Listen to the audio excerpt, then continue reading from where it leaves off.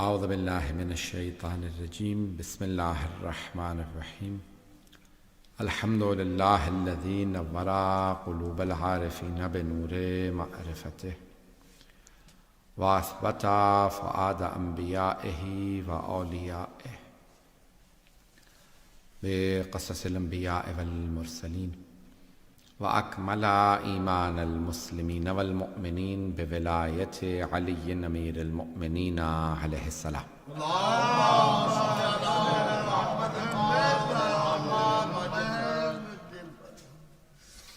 والصلاة والسلام والتحية والإكرام على أفضل الموجودات العبد المؤيد والرسول المسدد المصطفى الأمجد المحمود الأحمد أعني أبا القاسم محمد اللهم صل على محمد وعلى روحه ونفسه وصهره ووسيه سيد الأتقياء والأصفياء مولى الموالي إمام المتقين علي بن أبي طالب اللهم صل على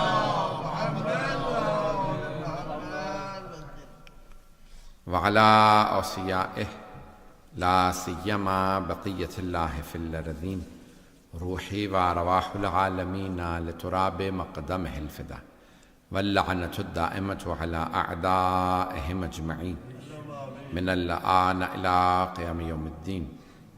أما بعد فقد قال الله الحكيم في كتابه الكريم بسم الله الرحمن الرحيم قد أفلح المؤمنون الذين هم في صلاتهم خاشعون الذين هم عن اللغو معرضون والذين هم للزكاة فاعلون. صدق الله العلي العظيم. صلى الله عليه وسلم.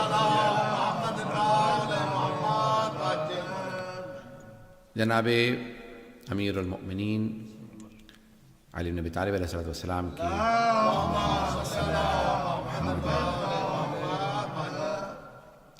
سلسلہ مجالس ہیں، سلسلے کی دوسری مجلس ہے، اور میں نے جو موضوع لیا ہے، بلکہ آپ لوگوں نے جو موضوع دیا ہے کہ صفات مؤمنین، اور میں نے سورہ مؤمنون کی ابتدائی یہ چند آیات کی تلاوت کی تھی، اس کا شرف حاصل کیا، اسی کو عنوان قرار دیا قد افلح المؤمنون، بے شک کہ مؤمن ہی فلاح پانے والے. بسم اللہ سید. فلاح کامیابی مؤمنین کے لیے ہے، اور سوائے مؤمن کے کسی کو کوئی کامیابی نہیں. اللہ نے کامیابی مؤمنین کے لیے لکھی ہے. اور لفظ فلاح قرآن کریم میں آیا، میں نے کل عرض کیا تھا فلاح و فوز کا فرق، کہ فوز بھی کامیابی ہے. عربی میں بہت سے الفاظ ہیں، نجح بھی کامیابی ہے، فوز بھی کامیابی ہے، فلاح بھی کامیابی ہے. قرآن کریم کے اندر یہ دو الفاظ زیادہ استعمال ہوئے ہیں. ہم نے کہا کہ زیارات میں بھی آیا ہے لفظ فوز، فَأَفُوزَ فَوْزًا عَظِيمًا، کہ ہم آپ کے ساتھ ہوتے تو ہم بھی کامیاب ہوتے، یعنی کربلا میں ہوتے تو آج بھی جو کربلا کے ساتھ ہے وہی کامیاب ہے. تو جو ائمہ اہل بیت علیہ السلام کے ساتھ ہوگا اسی کے لیے کامیابی ہے، فوز بھی اسی کے لیے ہے، فلاح بھی اسی کے لیے.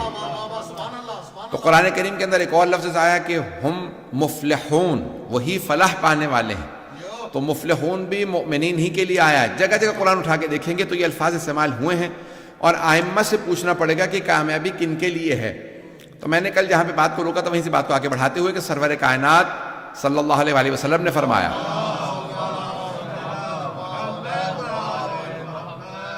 آپ نے بڑے واضح الفاظ میں فرما دیا کہ علی و شیعتہ ہم الفائزون، بے شک علی اور ان کے شیعہ ہی کامیاب. یا علی. اور جناب سرور کائنات، میں نے جہاں بات کو روکا تھا میں نے پھر اس کی توضیح تھوڑی سی کر دی تھی. اس کے بعد میں نے کہا تھا میں یہاں سے بات کو جاری رکھوں گا کہ پیغمبر اسلام نے جب فرمایا تو صحابہ کے مجمع میں فرمایا، اور صحابہ کے مجمع میں سرور کائنات نے فرمایا کہ علی و شیعتہ ہم الفائزون، بے شک کہ علی اور ان کے شیعہ ہی کامیاب ہیں.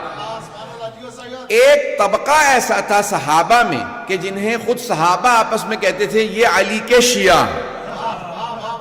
شیعہ کہا جاتا ہے پیروکار کو، شیعہ کہتے ہیں پیرو کو جو پیچھے چلنے والا ہو.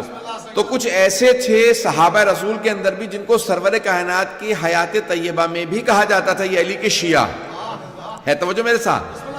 تو کچھ ایسے صحابہ جن کو مولا امیر کی زندگی میں یعنی پیغمبر اسلام کے سامنے، یہ ایسی بات نہیں کہ شیعہ بعد میں بنے ہیں، کہ بہت سے کہتے ہیں جتنے فرقے بنے ہیں پیغمبر کے بعد بنے ہیں، توجہ ہو میرے ساتھ، تو بہت سے لوگ کہتے ہیں پیغمبر اسلام کے بعد فرقے بنے ہیں، نہیں، کچھ ایسا گروہ تھا جو سرور کائنات کے سامنے بھی شیعہ کہلاتا تھا، انہیں دوسرے صحابہ کہتے تھے یہ شیعہ ہیں، اور سرور کائنات نے انہی کو دیکھنے کے بعد فرمایا تھا علی وشیعتہ ہم الفائزون، بے شک علی اور ان کے شیعہ ہی کامیاب ہیں۔ آئے میں چند لوگوں کے نام لے دیتا ہوں جو مشہور تھے علی کے شیعہ ہونے میں۔ ان میں پہلا نام ہے حضرت سلمان کا۔ حضرت سلمان فارسی کی جہاں جاتے تھے تو ان کو لوگ کہتے تھے بھئی یہ علی کے شیعوں میں سے ہیں۔ دوسرے تھے حضرت ابو ذر، تیسرے تھے حضرت مقداد، چوتھے تھے حضرت عمار۔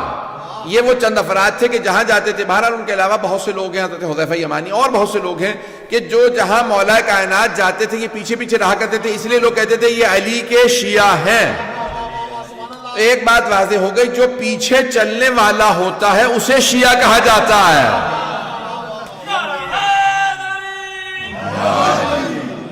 جو پیچھے چلتا ہے اسے شیعہ کہا جاتا ہے، جو آگے بڑھ بڑھ کے ٹوکے روکے اسے شیعہ نہیں کہا جاتا۔ اب کچھ اور نہ کہلوائیے گا، میں اشارہ کر کے آگے بڑھ رہا ہوں۔ تو عزیزان گرامی ایسے بھی تھے جو روکتے تھے۔ بہت سے افراد کو عادت ہوتی ہے امت کی اصلاح کرتے کرتے امام کی اصلاح کرنے لگتے ہیں۔ عزیزان گرامی ہر انسان کو اپنی اوقات معلوم ہونی چاہیے، میری اوقات کیا ہے، میری حیثیت کیا ہے۔ تو امام معصوم علیہ السلام کی کوئی اصلاح نہیں کر سکتا۔ عزیزان گرامی وہ امت کی اصلاح کے لیے، توجہ تو ہے میرے ساتھ۔ میں نے آپ سے کل بھی عرض کیا تھا کہ میں پورا جو ہے زور دے رہا ہوتا ہوں آپ حضرات کو روزے کے پروانے کا، تو آج بھی میں کئی گھنٹے بول کے آیا ہوں ابھی بھی، اور ابھی بھی مطالب پیش کروں گا۔ تو عزیزان گرامی اب سرور کائنات صلی اللہ علیہ وسلم نے اشارہ کر کے کہا کہ یہ اور ان کے شیعہ، تو جناب امیر کی طرف اشارہ کیا، علی اور ان کے شیعہ، کامیابی علی کے شیعوں کے لیے ہے۔ تو مولا کائنات نے بھی اپنی ولادت میں بھی گواہی دی ہے کہ میں سورہ مومنون کی تلاوت کی، اور اپنی شہادت پہ بھی کہا فزت ورب الکعبہ، بے شک کہ میں نے جہاں پہ بات کو رکا تھا، اپنے انشاءاللہ پورے بہت سے چہرے نئے نظر آ رہے ہیں انشاءاللہ تعالیٰ، جو جنہوں نے نہیں سنی گے تو بعد میں سن لیجئے گا، یہ میں مطالب کو پیش کروں گا۔ مومن کامیاب ہے، کسی بھی دور میں مومن کامیاب ہے۔ مومن وہ ہے جو اہل بیت کی ولایت کا ماننے والا ہے۔ تو اب یہ مجھ سے کہا گیا تھا صفات مومنین، پہلی صفت یہ ہے کہ وہ اہل بیت کا ماننے والا ہو۔ اب سرور کائنات نے فرمایا یا علی، اور یہ کتاب ہے بحر المعارف، اس کی جلد نمبر ظاہراً 3 میں ہے یہ، تو بحر المعارف کی جلد نمبر 3 سے پیش کر رہا ہوں کہ یا علی مسلک فی امتی کا مسلک ہے سورۃ توحید یا سورۃ الاخلاص، یا علی آپ کی مثال میری امت میں سورہ اخلاص جیسی ہے۔ سورہ اخلاص تو سب کو معلوم ہے، بسم اللہ الرحمن الرحیم، قل هو اللہ احد اللہ الصمد لم یلد ولم یولد ولم یکن لہ کفوا احد، یہ سورہ اخلاص کہلاتا۔ حدیث میں ہے کہ یا علی آپ کی مثال میری امت میں سورہ اخلاص جیسی ہے۔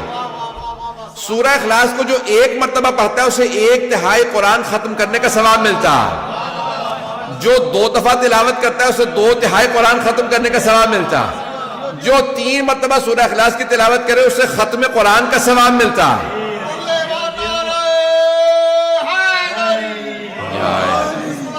نہیں ابھی مجمع نہیں ہے سارا میرے ساتھ، تو یا علی بھئی پیغمبر اسلام فرما رہے ہیں یا علی آپ کی مثال میری امت میں سورہ اخلاص کی مثال ہے۔ سورہ اخلاص کو 3 دفعہ جو پڑھے اسے پورا قرآن ختم کرنے کا ثواب ملتا ہے۔ توجہ، اب پیغمبر اسلام وضاحت کر رہے ہیں یا علی جو آپ کو زبان سے مانے اس کا 1/3 ایمان مکمل، جو زبان سے بھی مانے دل سے بھی مانے اس کا 2/3 ایمان مکمل، جو زبان سے مانے دل سے مانے اور پورے جسم سے آپ کے ساتھ رہے۔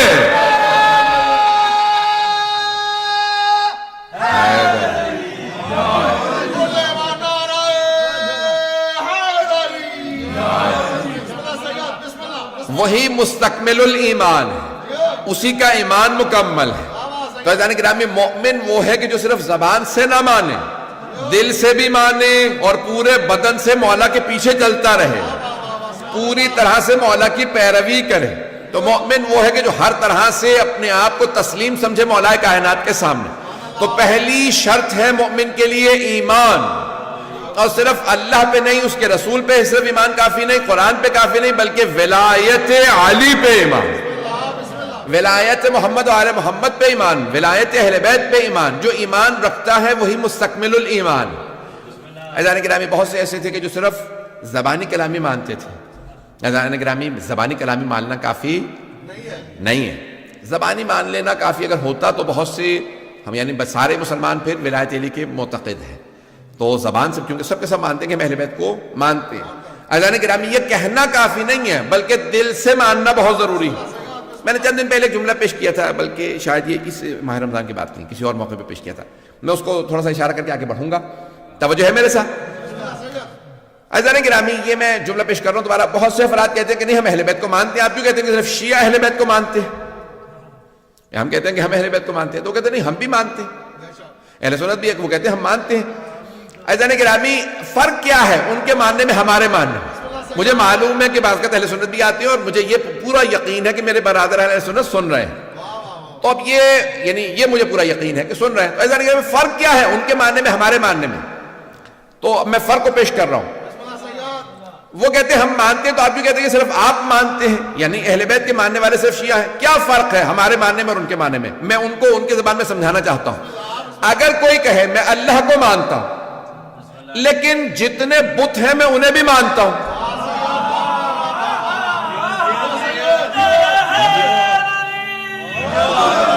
میں سوچ رہا تھا مجھے وضاحت کرنی ہوگی، میں سوچ رہا تھا مجھے وضاحت کرنی پڑے گی. آپ حضرات پہنچ گئے بغیر وضاحت کے. کوئی وضاحت نہیں کروں گا، آگے بڑھ جاؤں گا. عزیزان گرامی بہت سے کہتے ہیں کہ میں اللہ کو مانتا ہوں لیکن جتنے بت ہیں انہیں بھی مانتا ہوں. کیا ایسے کی توحید قبول ہے؟ ایسے کی توحید قبول نہیں ہے، کیونکہ وہ خدا کے ساتھ اس کے جو شریک ہے انہیں بھی مانتا ہے. توحید اس کی قبول ہے جو خدا ہی کو مانتا ہو. عزیزان گرامی دوسرا سوال میرا آپ سے، اگر کوئی کہے میں رسول خدا کو مانتا ہوں لیکن جتنے جھوٹے نبوت کے دعوے ہیں مسیلمہ کذاب سے لے کے آج تک، بہت سو کے نام لینا مشکل ہو جاتا ہے تو جیسے مثال کے طور پہ کسی اور بہت سے لوگوں نے دعویٰ کیا میں بھی نبی میں بھی نبی میں بھی نبی. بات واضح ہو رہی ہے. کوئی آدمی کہ میں رسول خدا کو مانتا ہوں لیکن جتنے جھوٹے نبوت کے دعوے تھے انہیں بھی مانتا ہوں. کیا ایسے کی نبوت کا عقیدہ قبول ہے؟ نہیں قبول. کیوں؟ کیونکہ رسول خدا خاتم النبیین ہے. اگر بات واضح ہو رہی ہو. اب اگر کوئی کہے میں اہل بیت کو مانتا ہوں، میں علی کو مانتا ہوں، حسن کو مانتا ہوں، حسین کو مانتا ہوں لیکن ان کے دشمنوں کو بھی مانتا ہوں، کیا ایسے کی امامت و ولایت کا عقیدہ قبول ہے؟ جب تک کہ دشمنوں سے بیزاری کا اعلان نہ کرو تب تک بات واضح ہو.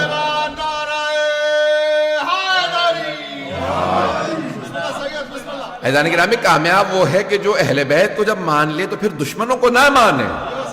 اور مشہور روایت ہے کہ کسی نے کہا مولا میں نے آپ کے چھڑے امام علیہ السلام سے کہا مولا میں نے آپ کے جد امیر المومنین کی شان میں 5 یا 6,000 بیت کہے، اشعار کہے ہیں تو 2 بیت سے مل کے ایک شعر بنتا. تو کہا میں نے 5 یا 6,000، میرے سب ذہن میں 5,000 ہے 6,000 ہے، روایت میں ایک ہے دونوں نہیں ہے. تو اس نے کہا 5 یا 6,000 میں نے بیت کہے. تو مولا نے کہا کہ اچھا تو یعنی ہمارے جد کو مانتا ہے؟ کہا ہاں مانتا ہوں، تو ان کی شان میں اتنے بیت ہیں. مولا نے کہا ان کے دشمنوں کے متعلق کیا خیال ہے؟ میں اپنے انداز سے پیش کر رہا ہوں. کہا انہیں بھی مانتا ہوں. مولا نے کہا کچھ بھی قبول نہیں. تو کہا اچھا پھر؟ کہا ان کا انکار کر. کہا اچھا انکار کرتا ہوں. امام نے کہا ایک شعر کہے. اس نے ایک شعر کہا. مولا نے کہا یہ تیرا ایک شعر ان 5,000 ابیات سے افضل ہے جب تو دشمنوں سے بیزاری کرے. بات پہنچ رہی ہے عزیزان گرامی؟ عزیزان گرامی یہ کافی نہیں ہے کہ ایک آدمی کہتے میں اہل بیت کو مانتا ہوں اور زبانی جمع خرچ جو ہے وہ فوراً لے کے احسان جتلانے لگے میں اہل بیت کو مانتا تو ہوں. عزیزان گرامی ماننے کے لیے ضروری یہ ہے کہ پہلے دشمنوں سے اعلان انسان بیزاری کرے. وَإِلَّا انسان کا عقیدہ ولایت و توحید یہ عقیدہ امامت قبول. میں بھی پڑھنے والا ہوں، اگر چلتے رہیے گا. مجھے اندازہ ہے کہ آج محققان بھی کافی موجود ہے تو اس لیے جو ہے میں انشاءاللہ وقت پہ تمام کروں گا. کل بھی میں انشاءاللہ میں نے وقت پہ تمام کیا تھا تو چلتے رہیے گا میرے ساتھ. عزیزان گرامی آج بھی اگر کوئی عقیدہ امامت رکھتا ہو، ولایت رکھتا ہو، جب تک کہ دشمنوں سے اعلان بیزاری نہ کرے تب تک اس کا عقیدہ قبول نہیں. دوسری بات عقیدے کے اندر یہ انسان کے لیے بہت ضروری ہوتا ہے کہ انسان جس پہ اعتقاد رکھتا ہو یہ میرا امام ہے، یہ میرا مولا ہے، انسان اس سے کبھی بھی کوئی سمجھوتا نہیں کرتا، جو کہہ دیا وہ تسلیم ہے۔ امام جو ہے یعنی انسان یہ نہیں کہتا کہ یہ مانوں گا یہ نہیں مانوں گا، توجہ ہو، یہ مانوں گا یہ نہیں مانوں گا۔ انسان کسی بھی چیز پہ کمپرومائز نہیں کرتا، سمجھوتا نہیں کرتا، جو کچھ امام نے کہہ دیا وہ قبول ہے، رد و قد نہ کرے، جو امام نے کہہ دیا اس کے سامنے تسلیم ہو۔ عزیزان گرامی، بہت سے افراد امام معصوم علیہ السلام کی حیات طیبہ میں موجود تھے لیکن ٹکرا گئے، کیوں؟ کیونکہ جہاں پہ انہوں نے کمپرومائز کیا امام علیہ السلام نے کہا یہاں کمپرومائز نہیں ہے، ایک جملہ کہوں گا مجھے نہیں معلوم کتنے لوگ میرا ساتھ دیں گے، اور میں بالکل بھی سمجھوتا نہیں کرتا ہوں، آپ جانتے ہیں امامت کے معاملے کے اندر جتنے مرضی معاملات میرے خلاف بنتے چلے جائیں۔ عزیزان گرامی، امامت کا عقیدہ ایسا عقیدہ ہے کہ جس کے اندر انسان میں بالکل بھی کسی بھی طرح کا انسان نیوٹرل نہیں رہ سکتا، بے طرف نہیں رہ سکتا، یہ نہیں کہہ سکتا کہ میں امام کے ساتھ بھی ہوں اور کسی اور کے ساتھ بھی ہوں، یا امام کے ساتھ ہو یا نہیں ہو۔ امام علیہ السلام نے اجازت نہیں دی ہے، میں نے چند دن پہلے جو وعدہ کیا تھا میں اس کو مکمل کر دوں گا، آج میں نے وہاں پہ مکمل نہیں کیا تھا۔ عزیزان گرامی، مولا کے اگر آپ دیکھیں تو حکمیت کا معاملہ، حکمیت ذہنوں میں ہے نا، ایک ہوتا ہے قاضی، ایک ہوتا ہے حکم۔ حکم یعنی آربیٹریٹر، میں نے اسے نفس کیا تھا۔ جنگ ہوئی مولا کی صفین، اور معاویہ کے ساتھ جنگ ہوئی، اور اس کے بعد اور نام میں جو ہے وہ لوگوں کی تاریخ ہے، میں کوئی ایسی بات نہیں کر رہا، تو اس لیے معاویہ کے ساتھ جنگ ہوئی، 1.5 سال سے زیادہ جنگ جاری رہی، اور جنگ جب ختم ہوئی تو کہاں پہ ختم ہوئی؟ حکمیت کے معاملے کہ جہاں جناب مالک اشتر بلایا گیا ان کو، اور پھر آپ کی ہی جو فوج سے لوگ بغاوت کر گئے جن کو خوارج کہا جاتا ہے، خوارج، انہوں نے کہا کہ ہم جو ہے وہ یہ جنگ نہیں کرتے، کیونکہ سامنے انہوں نے قرآن اٹھا لی ہیں نیزوں پہ۔ آج بھی بہت سے افراد صرف قرآن قرآن قرآن دکھا رہے ہیں اور کہتے ہیں کہ میں اہل بیت کو نہیں مانتے۔ عزیزان گرامی، جہاں پہ بھی کوئی بغیر اہل بیت کے قرآن کو مانے گا وہ قرآن سے بھی گمراہ ہو جائے گا، کیونکہ رسول خدا فرما گئے یہ دونوں ایک دوسرے سے کبھی جدا نہیں ہوں گے، قرآن اور اہل بیت کبھی جدا نہیں ہے۔ عزیزان گرامی، انہوں نے کیا کہ آج ہمارے ہاں تشیع میں بھی میں نے دیکھا کہ بہت سے افراد یہ القاب چلا رہے ہیں کہ وہ جو ہے کہتے ہیں کہ نہیں ہم اہل القرآن ہیں، حدیث کو بھی نہیں مانتے، کسی چیز کو نہیں مانتے، صرف اور صرف قرآن۔ یاد رکھیے گا، جو صرف قرآن کی بات کرے گا وہ لازماً گمراہ ہو جائے گا، اور میں نے ایسے بہت سو کو دیکھا کہ جو اہل بیت کے راستے کو چھوڑ گئے صرف اور صرف اس لیے کیونکہ وہ کہتے تھے کہ نہیں ہمیں قرآن کافی ہے۔ چاہے آپ وہ شیعہ ہوں سنی ہوں، جب آپ کہیں گے قرآن کافی ہے تو پھر آپ لازماً گمراہ ہوں گے۔ مہاراج کیونکہ ٹی وی پہ جا رہی ہے میں اس لیے بات تھوڑا سا کھول کے پیش کروں گا، چلیے گا میرے ساتھ، بہت معذرت کے ساتھ میں بات بہت زیادہ کھول رہا ہوں۔ عزیزان گرامی، اب یہ جناب امیر علیہ السلام کے سامنے ہوا معاملہ، انہوں نے قرآن اٹھایا، مولا نے کہا بھئی یہ قرآن لے لو، یہ جو دکھا رہے ہیں اس کا واسطہ دے رہے ہیں، جنگ جاری رکھو۔ کہا نہیں مولا وہ قرآن کا واسطہ دے رہا ہے۔ مولا نے کہا اگر وہ قرآن کو مانتا ہوتا تو میرے مقابلے میں کیوں آتا؟ اور مولا نے یہ جملہ فرمایا، کہا ھذا قرآن صامت وانا القرآن الناطق، یہ خاموش قرآن ہے، میں بولتا ہوا قرآن ہوں۔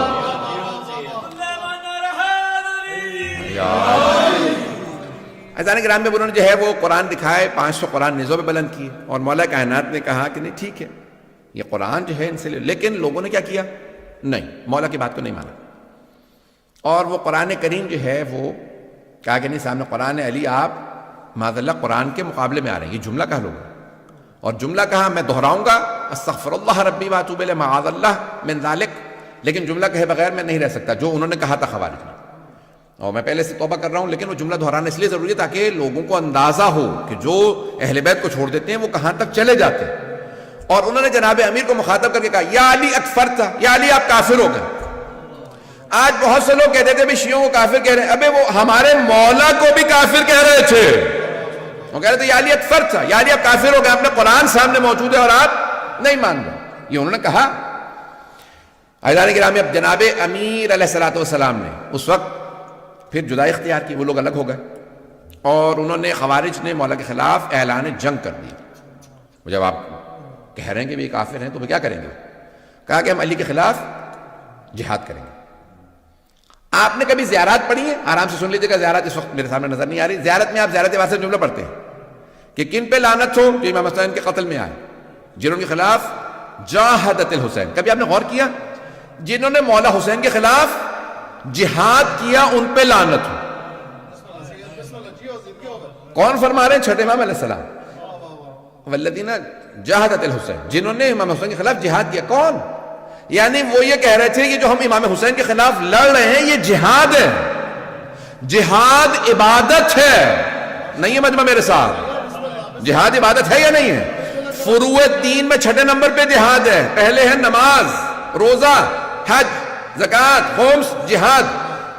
فروع دین میں واجب عبادت سمجھتے ہوئے قربتاً اللہ کی نیت سے کر سکتے ہیں. نماز اگر قربتاً اللہ نہ ہو تو قبول نہیں. روزہ قربتاً اللہ نہ ہو قبول نہیں. حج قربتاً اللہ نہ ہو قبول نہیں. خمس و زکوٰۃ قربتاً اللہ نہ ہو قبول. جہاد قربتاً اللہ نہ ہو قبول نہیں. پتہ نہیں مجمع ہے یا نہیں؟ اب وہ کہہ رہے تھے ہم جہاد کر رہے ہیں. جہاد کا مطلب ہوتا ہے یعنی ہم اللہ کی خاطر لڑنے آئے ہیں. پتہ نہیں لوگ ہیں یا نہیں؟ جو لوگ اہل بیت کو چھوڑ دیں، صرف قرآن قرآن قرآن کریں، وہ اہل بیت کے خلاف لڑیں گے اور سمجھیں گے جہاد ہو رہا ہے. چھٹے امام فرماتے ہیں جو حسین کے خلاف لڑے اور کہے یہ جہاد ہے اس پہ لعنت ہو. پتہ نہیں مجمع ہے یا نہیں ہے؟ بات پہنچ رہی ہے؟ یہ آج داعش کو دیکھ کے تعجب نہ کریں. آج طالبان کو یہ جو کہتے ہیں کہ ہم جا کے حرم گرا دیں گے، عزیزان گرامی یہ نیا موضوع نہیں ہے. میں تلخ باتیں کہہ رہا ہوں معذرت کے ساتھ. عزیزان گرامی آج بھی اگر ایسے ہوں کہ کہیں کہ ہمیں قرآن کافی ہے، وہ لازماً گمراہ ہوں گے. وہ لازماً اہل بیت کے مقابلے میں آ جائیں. اور انہوں نے کیا کیا جناب امیر کے خلاف؟ میں نے کل فضائل سنایا تھا، لیکن آج بھی میں جو فضائل پیش کر رہا ہوں تھوڑے سے مختلف اینگل سے پیش کر رہا ہوں. جناب امیر کے خلاف انہوں نے بغاوت کا اعلان کر دیا اور نعرہ کیا بلند کیا؟ ان الحکم الا للہ. قرآن کی آیت، سورہ یوسف سے آیت لی اور کہا ان الحکم الا للہ. حکم، حاکم، حکومت کا حق صرف اللہ کو. یعنی کیا مطلب؟ علی ہمیں حاکم قبول نہیں. مولا سے کہا مولا وہ قرآن کی آیت پیش کر رہے ہیں آپ کے خلاف. ایسے سے بھی لوگ تھے بیچارے کہ مولا سے سوال کا جواب دینے آ رہے ہیں، مولا وہ آیت پڑھ رہے ہیں. تو مولا نے کیا فرمایا؟ کلمۃ حق یراد بہا الباطل. کلمہ حق بلند کر رہے ہیں لیکن مراد باطل لے رہے ہیں. قرآن حق ہے. پھر مولا نے فرمایا کہا کہ حکومت لابد من امیر، اللہ خود حکومت کرنے نہیں آئے گا، ایک انسان ہی حکومت کرے گا. چاہے تم اما عادل اما فاسق، چاہے عادل کی حکومت ہو چاہے فاسق کی حکومت ہو. تم علی جیسے عادل کے نہیں مانو گے تو پھر معاویہ سے کسی اور آدمی کے مانو گے. عزیزان گرامی جناب امیر علیہ السلام نے وہاں پہ سٹینڈ لیا اور پھر آپ نے فرمایا یہ ایک ایسا فتنہ ہے جو میرے بعد بھی کوئی سے خلاف قیام نہیں کر سکے گا، میں ان کے خلاف قیام کروں گا. اور آپ نے قیام کیا اور آپ نے کہا کہ بھائی لشکر کشی کرو، ہم ان کا مقابلہ کریں گے. تھوڑی سی میں جنگ کو پیش کروں گا جناب امیر علیہ السلام کی. شاید تھوڑا سا ماحول بدل جائے کیونکہ میں تلخ و سخت باتیں کہہ رہا ہوں. یہ ہر دور میں انفارچونیٹلی افسوس کے ساتھ کہنا پڑتا ہے، یہ ہر دور میں ایسا آپ کو مل جائے گا کہ ایسے لوگ آج بھی، داعش دیکھ لیں، ایسے بہت سے لوگ ہیں جو بغاوت کریں گے. اور آخری زمانے میں بھی ایسا ہوگا، بعد امام خلاف بھی بہت سے کلمہ گو ہوں گے اور وہ یہ کہیں گے کہ ہم جہاد کر رہے ہیں. معاذ اللہ آج یہ لوگ مسجدوں میں امام بارگاہوں کے اندر آ کے بم رکھتے ہیں اور کہتے ہیں ہم جہاد کر رہے ہیں. اور چھٹے امام فرما گئے کہ ایسے جہاد کرنے والوں پہ بھی لعنت ہو. آئیں ذرا چلیے گا میرے ساتھ عزیزان گرامی. زیادہ تلخ تو نہیں ہو رہا ہوں، 5 سے 10 منٹ کی زحمت دوں گا بس. عزیزان گرامی مولا کائنات نے ایک مرتبہ ان کے خلاف جنگ کا اعلان کیا. اس کو جنگ کو کہا جاتا ہے نہروان. اور مولا کے چاہنے والے تھے حضرت عبداللہ ابن خباب ابن ارت. میں نے کسی مقام پہ بیان کیا تھا، یہاں نہیں پڑھا کبھی بلکہ زیارات پہ ہی پڑھا. وہ ان کی اہلیہ جو ہیں وہ حاملہ تھیں اور وہ ان کو لے کے آ رہے تھے کوفے وضع حمل کے لیے. راستے میں خوارج نے روک لیا. لمبی لمبی داڑیاں، سجدوں کے نشان، قاری قرآن سب تلاوت کر رہے تھے. اتنے مقدس ظاہری طور پہ کہ ان میں سے ایک آدمی نے کھجور زمین سے اٹھا لیا کہ گرا ہوا کھجور ہے، منہ میں رکھا. دوسرے نے کہا تمہیں پتا ہے یہ باغ کس کا ہے؟ کہا نہیں. کہا تم نے بغیر اجازت کے تم نے کھجور کھا لیا؟ اس نے واپس نکال کے وہیں زمین پہ رکھ دیا. کہا پروردگارہ مجھے معاف کر دے، میں نے کھجور بغیر مالک کے پوچھے کھا لیا تھا، مجھے معاف کر دے. اس کا مطلب ہے کبھی بھی لوگوں کے لمبے سجدوں سے، لمبی داڑھیوں سے، ظاہری تقدس سے دھوکہ نہ کھانا۔ اگر اہل بیت کو نہیں مانتے تو جتنا مرضی اپنے آپ کو مقدس دکھاتا رہے، وہ پھر بھی فاسق ہے۔ پتہ نہیں بات پہنچ رہی نہیں پہنچ رہی۔ اب کیا کیا اس نے کھجور واپس رکھ دیا۔ اس نے کہا یہ کھجور میں نے بغیر، پروردگارا مجھے معاف کر دے، یہ کھجور میں نے اٹھا لیا تھا۔ اتنے میں حضرت عبداللہ ابن خباب ابن علت آ رہے ہیں اپنی زوجہ کے ساتھ۔ اپنی زوجہ کو انہوں نے سوار کرا رکھا ہے خچر کے اوپر اور لے کے جا رہے ہیں کوفے۔ انہوں نے روکا، کہا بھی بتاؤ تم علی کے چاہنے والے ہو، علی کے ساتھ ہو یا ہمارے ساتھ؟ اور اس نے کہا کہ نہیں، میں علی کے ساتھ نہیں۔ حضرت وہ چاہنے والے تھے۔ اب وہ بہرحال اب بیچاری ان کی زوجہ بھی اور وہ بھی دونوں شیعہ عجیب و غریب کیفیت۔ تو کہا کہ بھئی میں کوفے جا رہا ہوں، مجھے کیا مطلب ہے آپ کی کوئی سیاسی کو معاملہ ہوگا؟ کہا نہیں، آپ تم بتاؤ کہ تم علی کے چاہنے والے ہو یا نہیں۔ انہوں نے کہا نہیں، میں علی کے چاہنے والا نہیں ہوں۔ تقیہ میں انہوں نے کہا میں تقیہ میں چاہنے والا نہیں ہوں۔ انہوں نے کہا اچھا اگر تم علی کو نہیں چاہتے تو پھر معاذ اللہ استغفر اللہ تعالی علی پہ لعنت کرو۔ اس نے کہا مانتا نہیں ہوں لیکن لعنت نہیں کروں گا۔ میں لعنت نہیں کروں گا۔ کہا کیوں؟ اگر نہیں مانتے تو پھر لعنت؟ کہا نہیں، وہ داماد پیغمبر تو ہے۔ اب وہ بہرحال سمجھ گئے۔ انہوں نے کہا نہیں یہ شیعہ یہ چھپا رہا۔ انہوں نے کہا کہ نہیں تم لعنت کر، نہیں بیوی سے کہو نہیں۔ انہوں نے کہا ٹھیک ہے ان کو قتل کر دو۔ انہوں نے ان کا سر کاٹا اور زمین پہ رکھا۔ پھر ان کی اہلیہ سے کہا، انہوں نے کہا نہیں میں بھی ماننے والی نہیں۔ انہوں نے ان کو مارا، پھر ان کا شکم چاک کیا اور بچے کو نکالا، بچے کا گلا کاٹا اور ان کے باپ کے ساتھ رکھا۔ کہا کیوں؟ کہا کہ یہ شیعہ ہیں۔ عزیزان گرامی یہ آپ یہ آج نہ سوچیں، بہت سے ہمارے اپنے شیعہ کہنے لگ گئے تھے شاید کربلا میں اور ائمہ علیہ السلام پہ اتنے مظالم نہ ہوئے ہوں، اتنے مصائب نہ ہوئے ہوں۔ جب آج لوگوں نے داعش کو دیکھا تو پھر مانا ہاں اتنے مظالم ہوئے ہوں۔ پتہ نہیں بات پہنچ رہی یا نہیں پہنچ رہی۔ عزیزان گرامی انہوں نے اتنا مولا علی علیہ السلام نے ان کا ذکر کیا۔ پھر حضرت کمیل کی جہاں پہ قبر ہے آج، وہاں پہ ان کو دفنایا گیا لا کے۔ عزیزان گرامی یہ تھا وہ طبقہ جو مولا کے خلاف کہہ رہا تھا ہم جہاد کرنے جا رہے ہیں کیونکہ معاذ اللہ استغفر اللہ رب اللہ، جسے رسول خدا فرما کے جا رہے ہیں یہ کل ایمان ہے، وہ کہہ رہے ہیں یہ کافر ہوگا معاذ اللہ۔ یہ بتانا کیوں ضروری ہے؟ تاکہ آپ لوگ اویئر رہیں کہ تاریخ اتنی تلخ ہے اور آپ کو پتہ ہو کہ ہم اگر کسی پہ تبرہ کر رہے ہیں یا ہمارے بہت سے برادر ہیں سن رہے ہیں تو وہ پوچھتے ہیں کہ نہیں کیوں آج اب گزر گیا معاملہ، تلک امۃ قد خلت۔ ایک صاحب نے مجھے آیت بھی سنائی، انہوں نے کہا میں حافظ قرآن ہوں مولانا، میں آپ کو بہت زیادہ شوق سے سنتا ہوں، تو انہوں نے مجھے آیت سنائی بیچارے نے، بڑی محبت میں سنائی، میں بھی سن رہے ہوں گے، ابھی بھی سن رہے ہوں گے، میں یعنی مجھے ان سے کوئی دشمنی نہیں ہے۔ تو ان کا آیت ہے تلک امۃ قد خلت لہا ما کسبت ولکم ما کسبتم۔ وہ ایک امت تھی، وہ خلق کی گئی، ان کا حساب ان کے ساتھ، آپ کا حساب آپ کے ساتھ، ان کو بھلا دیں۔ ایسے معاملات کو بھلایا نہیں جا سکتا۔ جو اہل بیت پہ سمجھوتا کر لے، کمپرومائز کر لے، یقین مانیے اس کا ایمان ضائع ہو گیا۔ عزیزان گرامی ہم کمپرومائز نہیں کر سکتے اہل بیت کے دشمنوں پہ، نہ اہل بیت علیہ السلام، ہمارا کوئی کمپرومائز نہیں۔ میں انشاءاللہ فضائل کل پیش کروں گا لیکن آج سن لیجیے چند جملے اور۔ اب کیا ہوا؟ لشکر آ گیا نہروان کے مقام پہ، بہت بڑا لشکر، 10,000 سے اوپر کا لشکر۔ مولا نے کہا کہ ان کے 10 افراد بھی نہیں بچیں گے اور میرے 10 افراد بھی شہید نہیں ہوں گے۔ اور حضرت جندب مولا کے چاہنے والوں میں ہیں، عاشقوں میں سے، تو مولا فجر کے بعد ہیں باہر نکلے اپنے خیمے سے، تو مولا نے کہا جندب کہاں؟ کہا مولا آپ کے دشمن بہت زیادہ ہیں۔ کہا نہیں جندب رک جاؤ، مجھے تمہاری حفاظت کی ضرورت نہیں ہے، میں ہوتا تو میں حضرت جندب کی خدمت میں عرض کرتا یہ مولا کائنات ہے، یہ مشکل کشا ہے۔ اب بہرحال عزیزان گرامی مولا کچھ فاصلے سے واپس آئے، اس کے بعد کہا کہ جندب کیا دیکھ رہے ہو؟ کہا مولا زمین پہ دیکھ رہا ہوں چونٹیوں کی اتنی تعداد ہے کہ کون ان کی تعداد کو جانتا ہوگا، یہ سوچ رہا تھا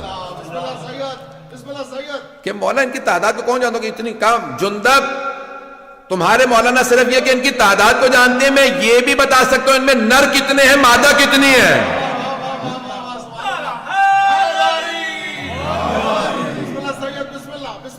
معذرت کے ساتھ کئی مرتبہ چیزیں ہو جاتی تو انسان کا موڈ ویسا بنتا ہے، اس حساب سے انسان پیش کرتا ہے مطالب کو۔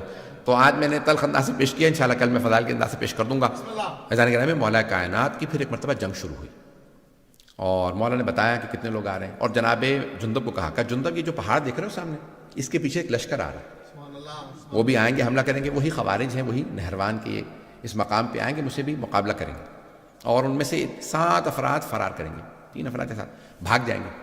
انہی میں سے فرار کرنے والوں میں سے ایک کا نام تھا عبد الرحمن ابن ملجم،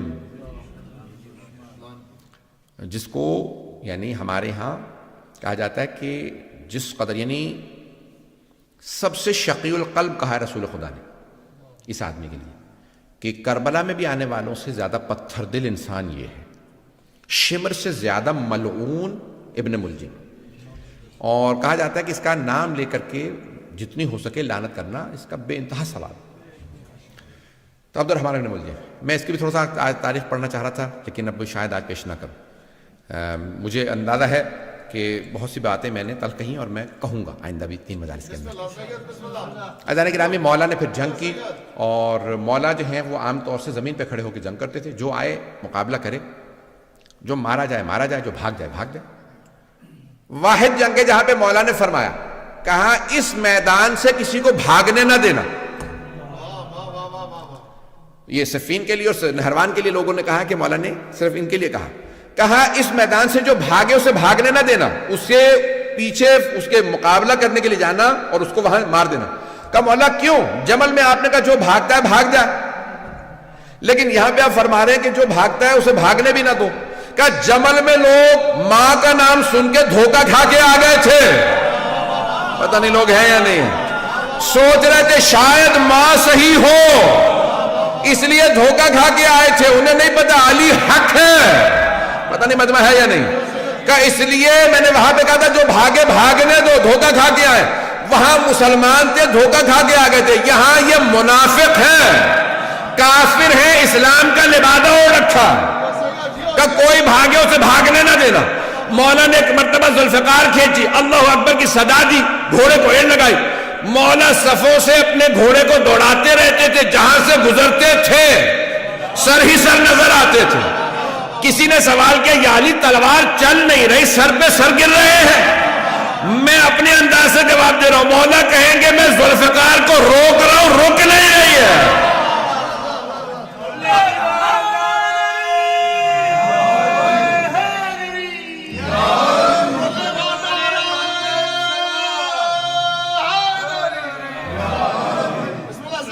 فضائل انشاءاللہ کل۔ عزیزان گرامی، آج مطالب جو پیش کرنا تھا میں نے کر دی، بس ایک سن لیجئے۔ مولا نے وہاں پہ مقابلہ کیا اور بھاگنے میں صرف چند افراد ہی کامیاب ہوئے، باقی سب کو مار دیا۔ مولا نے کہا کیوں؟ یہ ایسا فتنہ ہے، یہ جہاں جائیں گے کفر پھیلائیں گے۔ اگر وہ چند افراد بھی جو بچے تھے آج اگر آپ کو داعش نظر آ رہے ہیں تو سمجھ لیں انہی کی تبلیغ کا اثر ہے۔ بات پہنچ گئی ہے عزیزان گرامی، کلیئر ہوئی ہے؟ یہ جو بھی اہل بیت کے خلاف خروج کرتا ہے چاہے کسی دور میں کرے، وہ کہتا ہے میں جا کے جنت البقیع ڈھاؤں گا، میں سامرہ پہ حملہ کروں گا، یہ جو بھی ہے اس کا مطلب ہے یہ خارجی ہے، یہ خروج کر رہا ہے امام کے خلاف۔ اور خوارج ہمارے تمام علماء نے کہا کہ وہ نجس ہیں، عین نجس، اخبث و انجس ہیں، نجس جانوروں سے بھی زیادہ۔ اس سے زیادہ کھل کے تو نہیں پڑھ سکتا ممبر سے۔ تو جو اہل بیت عزیزان گرامی، اب سن لیجیے عبد الرحمن ابن ملجم کون ہے؟ اگر چاہیں تو آج پڑھوں نہیں تو چھوڑ دوں، بسم اللہ بسم اللہ سید بسم اللہ ہے ٹائم تھوڑا پڑھ دوں آج یا کل مکمل کروں؟ عبد الرحمن ابن ملجم ملعون کا سن لیجیے پھر آج۔ مولا کا ایک گورنر تھا یمن کا، مولا کو بہت پسند تھا، اسے معزول نہیں کیا، بہت سے لوگوں کو بس سب کو معزول کر دیا، اور اسے کہا کہ بھی تم اپنے جیسے 10 افراد کو بھیجو جن کی میں تربیت کروں، جو پھر یمن کو چلائیں نظام۔ سنیں گے نا؟ بسم اللہ سید۔ اس نے 10 افراد بھیج دیے، اس نے 100 افراد کا انتخاب کیا، 100 افراد میں سے پھر 40 کو چنا، ان میں سے جو سب سے اچھے 10 افراد تھے انہیں کوفے بھیجا، کہا تم جاؤ جا کے علی بن ابی طالب سے تربیت لے کے آؤ۔ مولا مسند بچھا کے بیٹھے، 10 افراد آئے، مولا نے پہلے کا پوچھا نام بتاؤ، بلدیت، سب کو تعارف ہو رہا ہے، سب کو بتا رہے ہیں کون کون ہیں یہ لوگ، دوسرا تیسرا چوتھا، چھٹے آدمی سے پوچھا بھائی تمہارا نام کیا؟ اس نے کہا عبد الرحمن، عربی میں اس نے جواب دیا انا عبد الرحمن، میں عبد الرحمن۔ مولا نے اس کو دیکھا اور کہا انا للہ و انا الیہ راجعون۔ اس نے فوراً پلٹ کے پوچھا آپ نے کلمہ استرجاع کیوں پڑھا؟ مولا نے کہا تیرے باپ کا نام کیا؟ اس نے کہا انا ابن ملجم، میں ملجم کا بیٹا۔ تو مولا نے کہا انا للہ و انا الیہ راجعون، کلمہ استرجاع دوبارہ پڑھا۔ اس نے کہا کیا بات ہے، کیا میں مرنے والا ہوں؟ مولانا نے کہا مرادی انتا، تو مرادی ہے؟ عبد الرحمن ابن ملجم مرادی قبیلے سے تھا، مراد۔ اس نے کہا کہ ہاں۔ مولانا نے پھر کہا انا للہ و انا الیہ راجعون۔ کہا کیا بات ہے، آپ بار بار کلمہ استرجاع کیوں پڑھ رہے ہیں؟ کیا میں مرنے والا ہوں؟ مولانا نے کہا نہیں، تو میرا قاتل ہے۔ اس نے کہا قاتل نہیں ہوں، میں تو آپ کا چاہنے والا ہوں۔ مولانا نے کہا نہیں، تو میرا قاتل ہے، میں تجھے ابھی سے وارننگ دے رہا ہوں، تجھے تحدید کر رہا ہوں، تو جہنم میں جائے گا اپنے اس گناہ کی وجہ سے، اور وہ لعنت ہوگی، تو جہنم کے اس گڑھے کے اندر جائے گا کہ جہاں کوئی نہیں ہوگا۔ اس نے کہا نہیں، کیسے ہو سکتا ہے میں آپ کو مار دوں؟ مولانا نے کہا میں تجھے بتا رہا ہوں ابھی، تو قاتل ہے میرا۔ ایک مرتبہ اس نے کہا کہ بھئی کیسے ہو سکتا ہے، آپ مجھے مار دیں، ابھی مار دیجئے۔ مولانا نے کہا کس جرم میں، جو تو نے ابھی کیا نہیں؟ اسلام میں جرم سے پہلے سزا نہیں ہے، جرم کے بعد سزا ملتی ہے۔ تو نے بھی جرم نہیں کیا، لیکن میں تجھے ابھی سے وارننگ دے رہا ہوں۔ اب اسے اندازہ نہیں، آہستہ آہستہ وہ ایک فاحشہ کا جو ہے وہ عاشق ہو گیا۔ اب ممبر کے قابل نہیں کہ میں بیان کر سکوں۔ اس کا نام قطام تھا، ہمارے ہاں بھی کہا جاتا ہے نا، گالی دینی ہوتی ہے تو قطامہ کہتے ہیں، یہ اس کا نام تھا۔ اس نے بھی شرط رکھی، اور وہ بھی مولا کی دشمنوں میں سے تھی اور ملعونہ تھی، اور بہرحال کہ بھی میں شادی کروں گی لیکن مجھے ایک کنیز چاہیے، 5000 دینار چاہیے، اور علی بن ابی طالب کا سر چاہیے۔ الوقائع والحوادث میں اس روایت کو لکھا۔ کچھ لوگوں نے کہا ہے معاویہ سے بھی لنکس تھے، اور بہرحال اہل بیت کے قتل کے اندر آپ کو پتہ بنو امیہ کا ہمیشہ کردار رہا۔ بنو امیہ نے بڑا منفی کردار ادا کیا، اہل بیت کے خلاف جو سب سے بدترین جو دشمن اہل بیت کے گزرے ہیں اور اب تک ہیں وہ بنو امیہ۔ اب وقت تمام ہو گیا، میں تفصیل میں نہیں جا سکتا۔ اور پھر اس نے کہا کہ نہیں میں ایسا نہیں کر سکتا، اور پھر آہستہ آہستہ کہا کہ ٹھیک ہے میں ایسا کروں گا۔ اور کیا کیا اس نے، یہ گیا خانہ کعبہ میں، غلاف خانہ کعبہ پکڑ کے اس نے قسم کھائی کہ میں علی کا قتل کروں گا۔ آج آپ دیکھتے ہیں بہت سے کہ یہ اپنے آپ کو کہتے ہیں خادم الحرمین شریفین، پتہ نہیں لوگ ہیں یا نہیں۔ بہت سے لوگ دھوکہ کھا جاتے ہیں، وہ حرم کے خادم ہیں اور آپ ان کو برا کہہ رہے ہیں۔ بھئی ہم آپ کو تاریخ میں ایسے بہت سے کردار پیش کر سکتے ہیں جو خانہ کعبہ کا غلاف پکڑ کے قسم کھاتے ہیں کہ میں رسول خدا کے بھائی علی بن ابی طالب کا قتل کروں گا۔ یہ میں کیوں پیش کر رہا ہوں؟ یہ قابل توجہ باتیں، آج یہ قابل غور ہیں۔ یہ آج دھوکہ نہ کھائیں لوگوں کے بڑے بڑے ٹائٹلوں سے، اتنے بڑے بڑے انہوں نے اپنے آپ کو ٹائٹل دے رکھے، میں حرمین کا، مکہ مدینہ کا خادم ہوں۔ جنت البقیع ڈھا دے تب بھی لوگ ان کو لعنت نہیں کرتے، رسول خدا کی بیٹی کا حرم گرا دیں لوگ کہتے ہیں کہ لعنت نہیں کر سکتے۔ آپ سوچ سکتے ہیں کوئی آدمی 4 معصوم اماموں کی قبریں ڈھا دی، ازواج رسول کے ماننے والے کہاں ہیں آج جو کہتے ہیں امہات المومنین کو مانتے ہیں؟ 9 امہات المومنین کی قبریں ڈھا دی، کوئی بولنے کے لیے تیار کہتے ہیں نہیں لعنت نہیں کریں، حرمین کے خادم ہیں، مکہ مدینہ کے خادم ہیں۔ یہ آل سعود کا کردار ہے آپ کے سامنے۔ میں بہت معذرت، بہت تلخ میں نے پیش کیا، مکمل کر رہا، ختم تمام۔ عزیزان گرامی، اس نے کیا کہا؟ اس نے کہا میں کیا کروں گا؟ حرم میں خانہ کعبہ کا پردہ غلاف پکڑ کے قسم کھائی میں علی کا قتل کروں۔ کب؟ شب قدر میں۔ کہاں پہ؟ مسجد کے اندر، مقدس جگہ پہ، مقدس رات میں مقدس ترین ہستی کا قتل کرنے آ رہا ہے۔ کیا سمجھ کے؟ عبادت سمجھ کے۔ کیا اس زمانے میں ایسے لوگوں پہ لعنت تھی تو آج ایسے لوگوں پہ لعنت نہیں؟ پتہ نہیں میں نے پیش کیا یا نہیں پیش کیا۔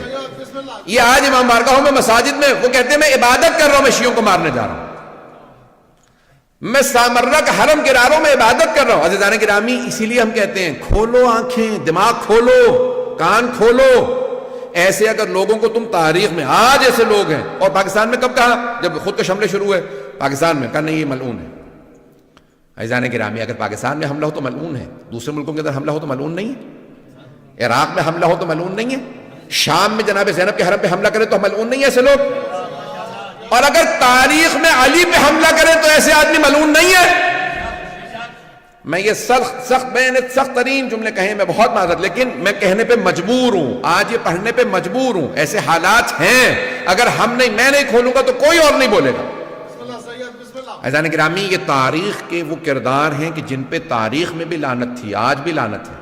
اللہ ان لوگوں پہ لعنت بھیجتا ہے، اس کا رسول ان پہ لعنت بھیجتا ہے، ملائکہ لعنت بھیجتے ہیں، قیامت تک کے لیے ایسے لوگوں پہ لعنت ہے۔ اور جو ان پہ لعنت نہیں بھیجتے ان کا کیا حال ہونا چاہیے؟ ان پہ لعنت نہیں ہونی چاہیے؟ اگر تو وہ نہیں سمجھتے تو معاف ہے، اور اگر سمجھتے ہیں اور لعنت نہیں بھیجتے تو ان پہ بھی لعنت ہے۔ جیو سید جیو جیو جیو سید جیو۔ آپ کہیں گے آج مولانا بہت غصے میں میں یقین مانیے کہ جتنا پیش کر رہا ہوں بڑی ذمہ داری سے پڑھ رہا ہوں۔ بسم اللہ سید۔ جو اہل بیت علیہ السلام کے مقابلے میں آئے، وہ کسی بھی زمانے میں ہو، کوئی بھی ہو، تو اس پہ عزیزان گرامی صبح و شام لعنت ہے، اور اللہ نے ایسے لوگوں پہ لعنت بھیجی۔ اور اگر میں ایک جملہ پیش کر رہا ہوں، وَمَن يَقْتُلْ مُؤْمِنًا مُتَعَمِّدًا فَجَزَاؤُهُ جَهَنَّمُ خَالِدِينَ فِيهَا وَلَعَنَهُ اللَّهُ وَغَضِبَ اللَّهُ عَلَيْهِ وَلَعَنَهُ وَأَعَدَّ لَهُ عَذَابًا عَظِيمًا۔ یہ اللہ نے قرآن میں آیت کی نازل، سورہ نساء آیت نمبر 93 4 سورہ۔ اللہ کہتا ہے جو کسی مؤمن کو جانتے بوجھتے ہوئے عمدن قتل کر دے تو اس کی سزا یہ ہے وہ جہنم میں جائے گا، اللہ اس پہ ناراض ہوگا، اللہ اس پہ لعنت کرے گا اور اس کو ہمیشہ عذاب میں رکھے گا۔ عام مومن کو مار دے تو اللہ فرما رہا ہے جہنم میں جائے گا، اور اگر کوئی امیر المؤمنین کا قاتل ہو۔ آج مسلمان کہتے ہیں کہ یہ سوچنا پڑے گا، لعنت کر سکتے ہیں نہیں، قرآن کی آیت کو تو نہ انکار کرو۔ میں نے تمام کر دیا، مختصر سے مصائب سن لیجیے۔ میں نے کہاں پہ روکا تھا؟ آئیں ذرا میرے ساتھ چلیے گا، جہاں میں نے کل بات کو روکا تھا مصائب کو، وہیں سے مصائب کو جاری رکھوں گا۔ امیر المؤمنین، اگر کبھی لوگوں نے جناب سیدہ کے در پہ آگ نہ لگائی ہوتی تو پھر کربلا کے خیمے کوئی جلانے نہ آتا۔ یہ کربلا کے خیمے کس نے جلائے ہیں؟ انہی لوگوں نے کہ جو مانتے تھے سیدہ کے در کو جلایا جا سکتا ہے۔ اور اگر جناب امیر کی گردن پہ کوئی ضربت نہ چلاتا، سر پہ ضربت نہ لگی ہوتی، آج صبح آپ نے دیکھی ہوں گی نا، کوفے کی مسجد سے اذانیں نشر کی جا رہی تھی۔ آج تو بڑی روشنی ہے، سب لوگوں نے کہا لائٹیں بجھا دو، یہ چراغ بجھا دو، علی کی بیٹیوں کو پرسہ دینا ہے۔ دنیا کا اصول ہے، بیٹے بیٹیوں کے گھر جاتے ہیں، کہتے ہیں ارے آپ کے بابا دنیا سے چلے گئے، آئیں ذرا جناب امیر کی بیٹے بیٹیوں کو پرسہ دیں۔ ہاتھ باندھ کے کہیے گا بیبیو ہم آپ کو پرسہ دینے آئے ہیں، کیونکہ ہم اس لائق نہیں کہ پرسہ دے سکیں، لیکن آج ہمیں پرسہ دینا ہے۔ کوئی رونے میں بخل نہ کرے، میں آپ کو بس 5 منٹ کی زحمت دوں گا، کسی کوئی آنکھ ایسی نہ ہو۔ آج مولا کائنات گھر سے چلے ہیں، ایک مرتبہ مولا کائنات میں آج پیش کرنا چاہتا ہوں۔ میں نے کل پیش کیا تھا، مولا کو بیٹیوں سے بڑی محبت تھی، بیٹیوں کو مولا نے بلا لیا۔ جب بیٹیاں آ گئی نا، ہر روز جیسے آپ جانتے ہیں نا پانی زندگی کے لیے بہت ضروری ہوتا ہے، جناب زینب ام کلثوم کے لیے اپنے بابا کو دیکھنا ایسا تھا جیسے آب حیات ہوتا ہے۔ بیویاں اپنے بابا کو دیکھتی ہیں، ہمارے بابا آ گئے ہیں، بابا آپ یہاں پہ بیٹھ جائیے، بابا میں آپ کے لیے کھانا لگا دیتی ہوں، بابا میں نے آپ کے لیے اپنے ہاتھوں سے روٹی بنائی تھی۔ اور مولا بھی اپنی بیٹیوں سے بڑی محبت کرتے تھے۔ بس بھئی کل رات تھی 19ویں کی عجیب و غریب رات تھی، ایک مرتبہ مولا کائنات کو ایک بیٹی نے کہا، ہر رات ایک بیٹا بیٹی دعوت کرتا، پہلے دن مولا حسن نے کہا بابا آج میرے ساتھ افطار کر لیجئے، دوسرے دن مولا حسین نے کہا بابا جان میرے پاس افطار کر لیجئے۔ ہر روز کوئی نہ کوئی بیٹا یا بیٹی کہہ دیتا۔ آج ایک دن جناب ام کلثوم نے کہا بابا جان اگر میرے پاس افطار کر لیجئے۔ ہاں بیٹی میں آپ کے پاس افطار کروں گا۔ اب اگر بیٹی کوئی ایسی ہونا کہ جناب ام کلثوم جیسی، بابا جان میں آپ کے لیے خود اپنے ہاتھ سے روٹی بناؤں گی، روٹی کا اہتمام کیا، بی بی نے ساتھ میں دودھ یا دہی رکھ دیا، سرکہ رکھا، جیسے کھانا رکھا کہا بیٹی آپ جانتی ہیں نا آپ کے بابا کبھی 3 چیزوں سے افطار نہیں کرتے، میں 2 سے زیادہ کھانے استعمال نہیں کرتا۔ ایک مرتبہ جناب ام کلثوم نے سرکہ ہٹانا چاہا، کہا نہیں بیٹی یہ دہی ہے، یہ جو دودھ ہے یہ ہٹا لیجئے، میں خشک روٹی سرکے کے اندر رکھ کے کھا لوں گا۔ ایک مرتبہ جناب امیر نے پہلا لقمہ لیا، دوسرا لقمہ کیا، کہا بیٹی بس بہت ہے۔ کہا بابا جان کیا بات ہے آپ کھانا افطار کیوں نہیں کر رہے؟ کہا بیٹی میں خدا کی بارگاہ میں خالی پیٹ جانا چاہتا ہوں، شاید مولا کو پتا ہے میرے بیٹے پیاسے بھوکے ذبح کیے جائیں گے، کہ میں خدا کی بارگاہ میں خالی پیٹ جانا چاہتا ہوں، اجرکم اللہ، خالی پیٹ جانا چاہتا ہوں۔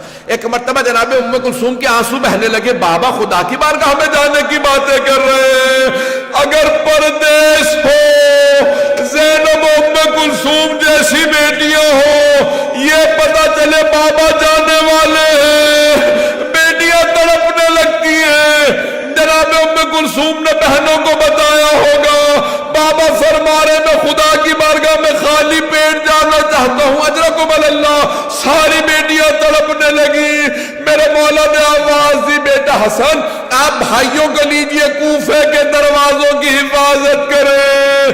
کہا بابا جیسا آپ کو حکم لیکن آج ہماری باری نہیں ہے. کہا بیٹا میں بھی جانتا ہوں لیکن چلے جائیے. جانتے ہیں کیوں؟ مولا نہیں چاہتے تھے کوئی بیٹوں کے سامنے باپ پہ تلوار اٹھائے. کوئی باپ نہیں چاہتا مجھے بیٹوں کے سامنے مارا جائے. میں ہاتھ جوڑ کے کہوں گا مولا ذرا کربلا کے دیکھے ایک چھوٹی سی بیٹی کے سامنے باپ کے گلے پہ خنجر چل رہا ہے. اجرکم اللہ اجرکم اللہ. یا علی میں بھی پڑھوں گا 2 منٹ کی میں زحمت دوں گا.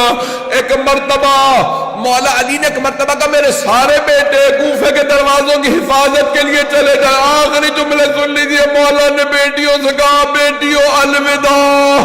ساری بیٹیاں صحن میں نکل آئی. بابا یہ کیا حالت بنا رکھی ہے. میرے مولا صحن میں آئے. مرغابیوں نے راستہ روک لیا. مولا کی ابا میں چونچوں کو ڈالا.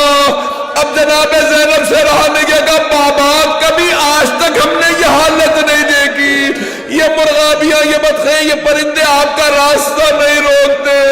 میرے مولا نے مڑ کے بیٹیوں کو دیکھا پھر ایک جملہ کہا کہ انہن نواہی. یہ میرا نوحہ پڑھ رہی ہے. انہیں پتہ ہے بلی چل کے نہیں آئیں گے. پرندوں کو پہلے پتہ چل جاتا ہے. ایک مرتبہ میرے مولا نے خدا حافظ کیا پھر ایک جملہ کہا زینب میرے بیٹوں سے کہنا انہیں اگر وقت پہ دانا پانی نہ دے سکے آزاد کر دے. میں ہاتھ جوڑ کے کہوں گا مولا آپ سے جانوروں پرندوں کا بھوکا پیاسا رہنا برداشت نہیں. انہیں بھوکا نہ رکھنا. مولا جب کربلا میں آپ کی پوتیوں نے رو کے کہا ہوگا دادا ہم پیاسے ہیں.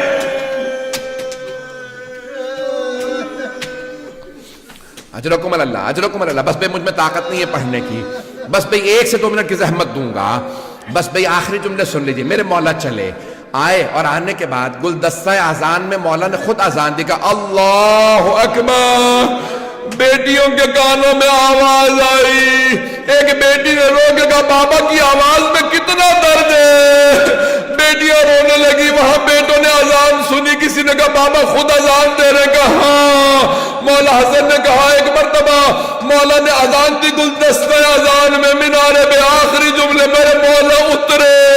ایک مرتبہ میں مینار سے اترے آئے دیکھا کہ ایک آدمی الٹا سو رہا ہے. امام نے کہا ابن ملجم میں اپنے کام سے جا رہا ہوں تو اپنے کام سے اٹھ. ایک مرتبہ مولا محراب میں گئے نافلہ فجر شروع کی. اللہ اکبر. مولا نے نماز شروع کی. ابن ملجم ملعون نے تلوار زہر میں بجھا رکھی تھی. تلوار نکالی ہاتھ کانپنے لگے. شیر خدا کا روپ تھا. گردن پہ مارنا چاہتا تھا سر میں تلوار لگی. میرے مولا کا سر شگافتہ ہوا. ایک مرتبہ بیٹھے کہا بسم اللہ و باللہ وعلا ملت رسول اللہ فستو برب الکعبہ. بیٹیاں تڑپنے لگی. بیٹے رونے لگے. کہا سب چلو مسجد میں بابا کو ضربت لگی ہے. جانتے ہیں کیسے پتہ چلا؟ جناب جبرائیل چلے مرثیہ پڑھنے لگے. تحدمت واللہ ارکان الہدی قتل ابن ام المصطفیٰ قتل علی المرتضی قتلہ اشقل اشقیہ. ہائے آج اللہ کے دین کے سارے ارکان تباہ ہو گئے. ارے محمد مصطفیٰ کا بھائی مارا گیا. علی مرتضی مارے گئے. اشقل اشقیہ نے انہیں مار دیا. بس میں زیارت برآمد ہونے والی ہے. آخری جملہ سن لیجئے. میں آگے نہیں پڑھوں گا کل جاری رکھوں گا. میرے مولا نے ایک مرتبہ بیٹوں کو دیکھا. خدا کی قسم علی کی آنکھوں میں کوئی آنسو نہیں تھا. میرے مولا دلیر تھے. کوئی نہیں روئے. بیٹوں کو روتا دیکھا گا میرے شیروں رونا بند کر دو. ایسے مصائب آتے رہتے. کہا بیٹا حسن آپ نماز مکمل کیجئے. لیکن ایک مرتبہ بیٹوں نے اٹھایا گھر لے چلے. میرے مولا نے کہا حسن مجھے زمین پہ کھڑا کر دو. میں زینب کے سامنے بیٹوں کے ہاتھوں پہ نہیں جانا چاہتا. بیٹیاں نہ سوچے بابا کو تکلیف ہے. اب تک مولا نہیں روئے، لیکن جیسے ہی دروازہ کھلا سامنے دیکھا مولا کی بیٹیاں ماتم کر رہی ہیں. ہائے بابا، ہائے بابا. میرے مولا رونے لگے، ہائے میری بیٹیاں. پردیس میں کبھی کوئی ایسے بھی روتا ہے؟ یا علی،